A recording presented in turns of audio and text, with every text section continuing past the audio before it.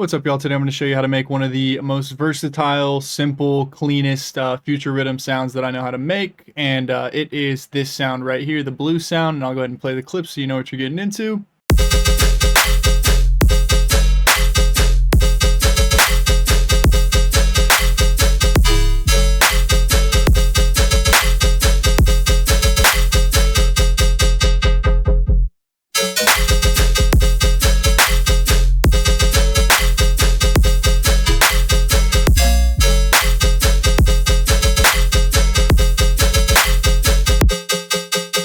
So first of all, what you're going to want to do is go in here, I'm using Serum for this, and create yourself a minor chord. So you have this minor chord right here, this is an F minor. You can do any chord that you want to do, but this is the one that I use particularly for this. Then transpose those two notes that are the higher notes up an octave. So then for the patch, we're going to go in and we have LFO1 set to envelope mode, so it re-triggers every time and doesn't repeat. And then the rate is set to a quarter note on this, and we just have like a little, triangle shape here with like a long tail.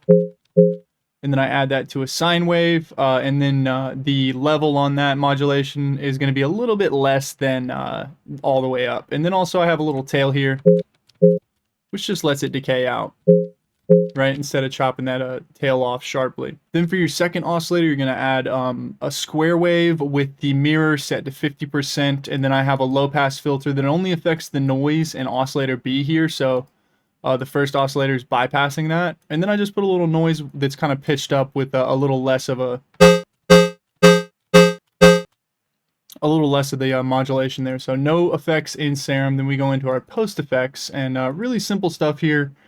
The snap heap looks complicated, but it's not. Let's just turn all of it off first. And so what I have this being sent to is a disperser with a transient shaper. Now if I turn the gain down on this, what this is doing is it's delaying the bottom half of the sound. And if you actually go look at the sound here, my greens there are the higher frequencies, and the reds and oranges and stuff are the lower frequencies. So as you can see, it's making my it's kind of delaying the bottom half of my sound there. And then the transient shaper is giving more attack to that high half. So then next I added 1, 2, 3, 4, 5 parallel buses, and I have 3 flangers that are nearly static, right? So I turn the rate really low. The depth is different on all 3 of those though, and then the spread is all the way up. If you're doing this in Serum, you can just set an envelope that modulates the depth or the delay length, or I think it's depth in Serum. I'm not going to go and check, but just modulate the parameter with that if you don't have snap heap. But then I've added an audio follower that just plucks the delay length, so getting us some nice stereo. Then I added a distorted mid-band, so if I just have these two, it's just giving some distortion to the mids to kind of beef those up. And then I have a little convolver here, it's just giving it a little resonant tail. So, and then lastly, I just added a compressor and cut a ton of gain off of it right here. So this is all my gain compensation, right? So that compared to playing 7% of the sound. So then I take that and use it however I want. So all I've done here is just use different copies of the sound. So I have, this is the F minor, but then I'm just bending with, this one's pitched up 1.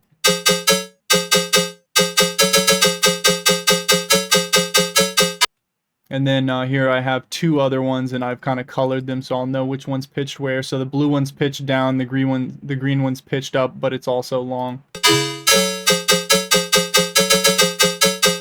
And if you're looking at the pattern being like, why this pattern seems odd, it's just a super normal pattern that's been swung over by one thing. So as you can see here, I have triplets, and then a what is that, an 8th note? So triplet, triplet, triplet, 8th note, and then a dotted 8th, I believe.